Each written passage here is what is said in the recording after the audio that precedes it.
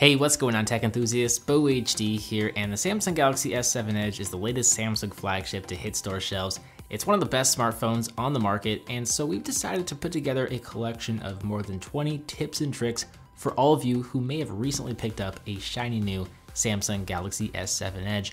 Many of these features actually do work with other smartphones as well as the Samsung Galaxy S7. So let's not waste any more time, let's get started. Now, every time I get a new device, I like to jump into the settings. I like to scroll down to the About section and tap on the build number a bunch of times to enable developer options.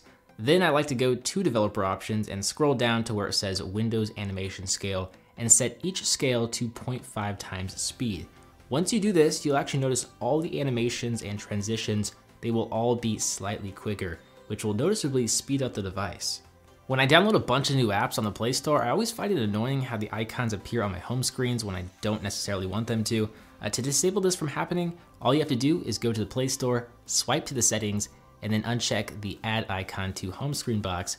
Problem solved. Android 6.0 Marshmallow features Google Now on tap. All you have to do is long press the home button to activate this feature. I always forget about this feature myself, so consider this a friendly reminder of this feature if you happen to forget about this feature. You can instantly lock the lock screen when you press the sleep button. Normally there's anywhere from a few seconds to a few minutes of hang time when the screen first goes dim, which means your device is vulnerable to possible access. You can go to Settings, Lock Screen and Security, and then Secure Lock Settings. From here you can change when the screen will lock. With the fingerprint scanner built into the home button, I always like to just set it to instantly lock when the power key is pressed. This gives me a little bit of peace of mind, knowing my device is secure every time I put it down. Flipboard has received mixed reviews over the years. I like to disable it as a home screen personally. To do this, you long press the home screen, you swipe over to the far left, and then you toggle the briefing off. That's it. Some people like big icons, some like small icons, some like mini icons. You can change the screen grid size by long pressing the home screen and selecting screen grid. From here you can select 4x4, 4x5, or 5x5, or a 5x5 layout depending on how many apps you want on your home screens. To change the quick settings icons up at top, you just swipe down the notification tray, tap on the down arrow, and then tap on edit, and you're free to rearrange the quick settings icons as you see fit. Now, maybe you missed the memo, but you can double tap the home button to quickly activate the camera app. I often forget about it when I have a camera shortcut on my home screen as an app, but it's pretty damn quick to just double press the home button. Probably the fastest way to open up the camera app.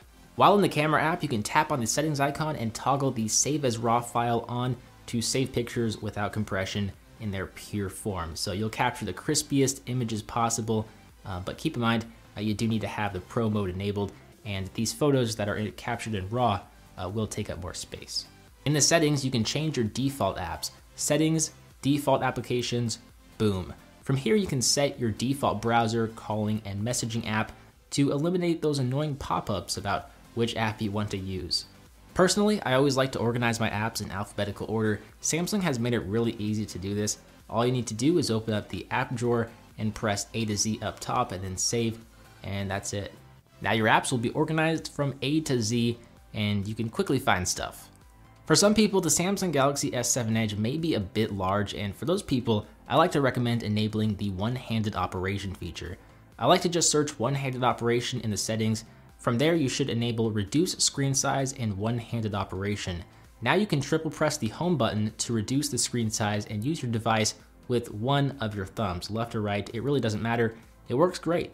One of the most unique features of the S6 and the S7 Edge is the Apps Edge feature that swipes out from the side of the curved display. Well, you can actually customize the order of these panels through the settings. Once you tap on the settings icon in the lower left-hand corner, you can tap on reorder and drag and drop panels as you see fit.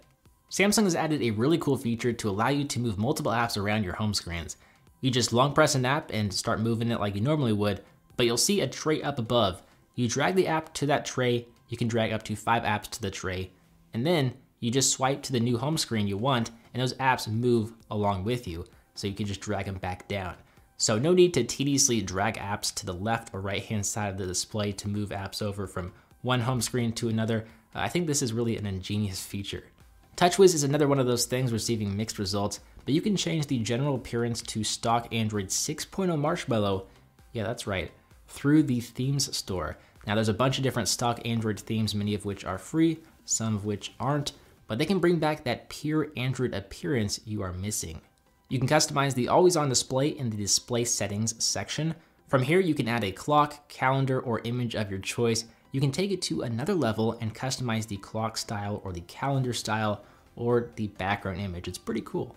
Settings, Wi-Fi, more, smart network switch. If you enable this feature, your device will automatically be connected to a mobile network when the Wi-Fi connection you are connected to becomes unstable.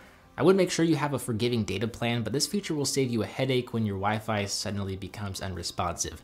Comcast, I'm looking at you. Pop-up windows are those windows that shrink when you slide in from an app in one of the corners, left or right.